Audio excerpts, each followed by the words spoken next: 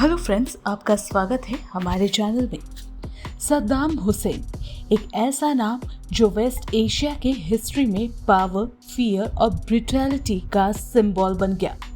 एक ऐसा लीडर जिसने इराक को रीजनल पावर बनाने का सपना देखा, लेकिन उसकी ग्रीड फॉर कंट्रोल और एग्रेसिव पॉलिसीज ने उसे पूरी दुनिया का विलन बना दिया।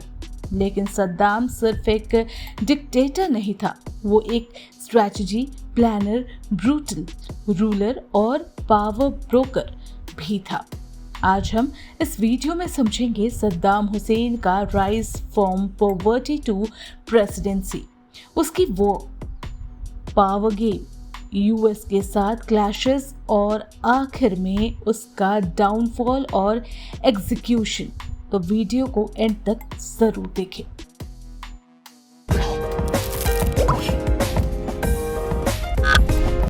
अर्ली लाइफ, पॉवर्टी और पॉलिटिकल इन्फ्लुएंस। सद्दाम हुसैन का जन्म 28 अप्रैल 1937 को अल अवजा, इराक के तिक्रित शहर के पास एक गरीब सुन्नी मुस्लिम फैमिली में हुआ। उसके पिता नहीं थे, माँ मेंटली डिस्टर्ब थी। सद्दाम का बचपन गरीबी और नेग्लेक्ट में गुजरा, लेकिन उसके अंकल हैरल्ला तौल्फा, जो एक अरब नेशनलिस्ट थे, ने सद्दाम को अर्ली पॉलिटिकल आइडियाज दिए। टीनेज में ही सद्दाम बाथ पार्टी से जुड़ गया, जो एक पैन अरब सोशलिस्ट मूवमेंट थी। यहाँ से उसकी लाइफ में पॉलिटिकल एम्बिशन जागी और उसने डिक्टेटरशिप की तरफ अपना पहला कदम रखा। पॉलिटिकल राइज और प्रेसिडेंट बनना। 1959 में सद्दाम ने इराक के पीएम अब्दुल करीम कासिम के असैसिनेशन अटेम्प्ट में हिस्सा लिया, लेकिन मिशन फेल हुआ और सद्दाम को एक्साइल में जाना पड़ा। वो इजिप्ट गया, जहां उसने कायरो यूनिवर्सिटी में लॉ पढ़ाई की और बाद आइडियोलॉजी में और डीपली इन्वॉल्व हो गया। 1963 में कासिम की सरकार गिराई गई और सद्दाम इराक वापस आया, लेकिन पावर स्ट्रगल के चलते पार्टी में इंस्टेबिलिटी बनी रही। लेकिन सद्दाम ने धीरे धीरे पावर कंसोलिडेट किया और 1968 के बाथिस्ट कॉप के बाद वो इराक का रियल रूलर बनने लगा। 1979 में उसने अहमद हसन अल बकर से पावर ली और इराक का प्रेसिडेंट, पीएम और आर्म्ड फोर्सेस का कमांडर इन चीफ बन गया। अब सद्दाम का पूरा कंट्रोल इराक था। डिक्टेटरशिप, फियर और cult of personality. Saddam Hussain ने पावर संभालते ही अपने ओपोनेंट को सिस्टमैटिकली एलिमिनेट किया। टीवी पर लाइव टेलीकास्ट करके पॉलिटिकल लीडर्स को ट्रेटर डिक्लेयर किया गया और उन्हें एग्जीक्यूटेड या जेल कर दिया गया। उसने इराक में टोटलिटेरियन रूल एस्टैब्लिश किया, जहां हर जगह उसके पोस्टर्स, स्टैचूज और स्लोगन दिखते थे। वो अपने आप को अरब प्राइड का सिंबल और इस्लामिक बाथिस्ट यूनिफायर की तरह प्रोजेक्ट करता था। सद्दाम ने ऑयल रेवेन्यू का यूज करके इराक के मॉडर्नाइजेशन, इंफ्रास्ट्रक्चर और एजुकेशन में इन्वेस्टमेंट किया, जिससे कुछ समय के लिए इराक इकोनॉमिकली स्ट्रांग भी बना, लेकिन साथ ही वो अपने ही लोगों पर दहशत का माहौल भी बनाता गया। सीक्रेट पुलिस, टॉर्चर सेल और मास एग्जीक्यूशन से। वॉर और ग्लोबल कॉन्फ्लिक्ट, ईरान और कुवैत।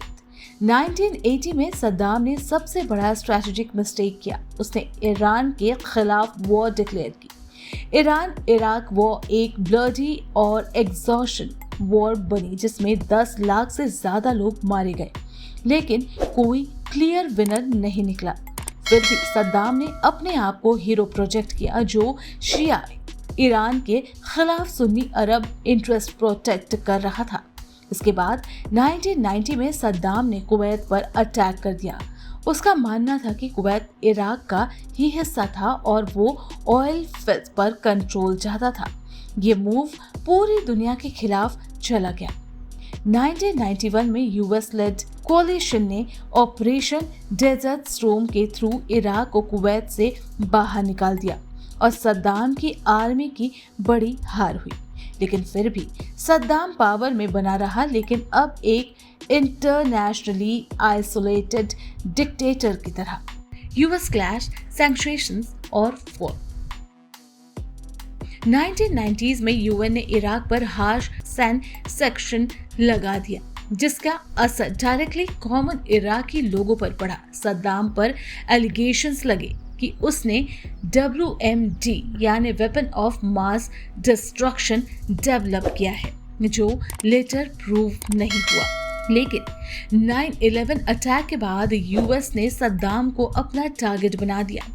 2003 में जॉर्ज W. बुश ने इराक पर इन्वेंशन लॉन्च किया, बोलकर कि सद्दाम के पास WMD है और वो टेररिज्म को सपोर्ट करता है।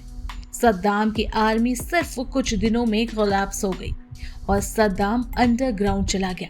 दिसंबर 2003 में यूएस फोर्स ने सद्दाम को एक अंडरग्राउंड हाइड आउट से पकड़ा और उसका डाउनफॉल कंप्लीट हो गया। सद्दाम हुसैन को कैप्चर के बाद इराकी स्पेशल ट्रिब्यूनल ने ट्रायल के लिए प्रेजेंट किया। उस पर मल्टी ह्यूमन राइट्स वॉयलेशंस और 1982 के दूजे मैस्कर का चार्ज लगा, जिसमें उसने 140 शिया लोगों को मर्डर करवाया था। 2006 में सद्दाम को गिल्टी डिक्लेयर किया गया और फिर फांसी की सजा सुनाई गई। 30 दिसंबर 2006 को ईद से एक दिन पहले सद्दाम हुसैन को एग्जीक्यूट कर दिया गया। उसकी डेथ इराक में एक नया चैप्टर लेकर आई, लेकिन इंस्टेबिलिटी खत्म नहीं हुई। सद्दाम की लेगेसी मिक्स्ड है। कुछ लोग उसे इराकी प्राइड का सिंबल मानते हैं, तो कुछ उससे एक ब्लडथिर्स्टी डिक्टेटर की तरह याद करते हैं। सद्दाम हुसैन की कहानी एक रिमाइंडर है कि एब्सोल्यूट पावर किसी भी लीडर को नेशनल हीरो से इंटरनेशनल विलन बना सकती है। इराक ने सद्दाम के रूल में मॉडर्नाइजेशन भी देखी और मास सफरिंग भी। आपको क्या लगता है, अगर सद्दाम आज जिंदा होता तो इराक का फ्यूचर कुछ और होता? अपनी ओपिनियन कमेंट में जरूर बताएं और अगर वीडियो वैल्यूएबल लगी हो तो लाइक, शेयर और चैनल को सब्सक्राइब करना ना भूलें। Thanks for watching.